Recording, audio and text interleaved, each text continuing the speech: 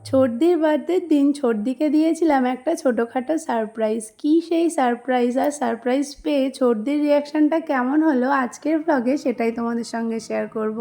High, আমি সুপর্ণা, আমার আরও একটা ব্লগে তোমাদেরকে ওয়েলকাম।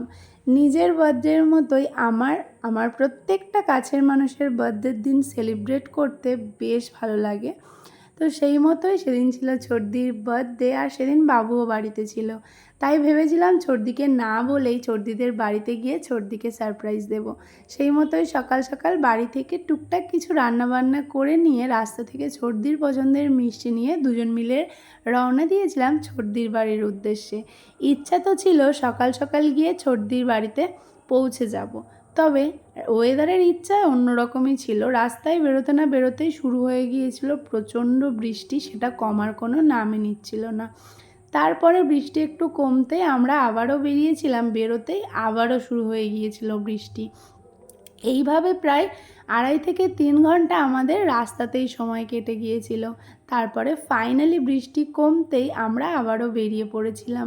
রাস্তায় বনগাঁর মিয়ামোড় থেকে নিয়েছিলাম ছর্দির বার্থডের কেকটা, আর কেক নিয়েই চলে এসেছিলাম দিদির বাড়িতে।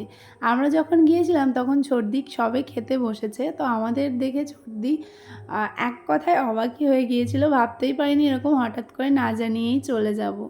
তারপরে আর কি সবাই মিলে খাওয়া দাওয়া করে এখানে মামা আর ভাগনা ভাগ্নি বেরিয়ে পড়েছিল বাজারের উদ্দেশ্যে। বাজার থেকে বেশ কিছু জিনিস আনার ছিল সেই জন্য। তারপরে সন্ধ্যাবেলা সবাই মিলে বসে বসে এখানে খাওয়া দাওয়া করছিলাম। তারই মধ্যে ছর্দি এখানে চা বানিয়েছিল, সেটাও খেলাম। চা খাওয়া শেষ হতেই এখানে বাবু বসেছিল বেলুন ফোলাতে, আর আমি এদিকে সমস্ত বেলুনগুলোকে সুন্দর করে সাজিয়ে দিয়েছিলাম। ডেকোরেশনটা কেমন লাগছিল বলো কিন্তু। যাই হোক, তারপরে এখানে ছর্দি রাতে রান্নার তোড়জোড় করছিল, তারই সাথে এদিকে আমরা রেডিও হয়ে নিয়েছি। এদিকে আমাদের বার্থডে গেল কিন্তু একেবারে রেডি। আমার কাছে বার্থডের দিনটা এভাবেই সেলিব্রেট করতে ভালো লাগে, মানে আমি এইভাবেই সেলিব্রেট করতে পছন্দ করি।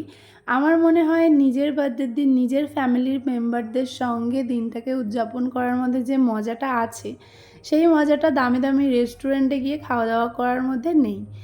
এক একজনের পছন্দ এক এক রকম, তবে আমার এটাই পছন্দ, এটাই ভালো লাগে। এইভাবেই কাটিয়েছিলাম ছর্দির বার্থডের দিনটা। তারপরে আর কি এখানে মা ভাগ্নের শয়তানি শুরু হয়ে গিয়েছিল, আর এই ছোট্ট একটা গিফট আমি ছর্দির জন্য নিয়ে গিয়েছিলাম। এইভাবেই কাটিয়েছিলাম দিনটা। তোমাদের ব্লগটা কেমন লাগলো অবশ্যই কিন্তু জানিও।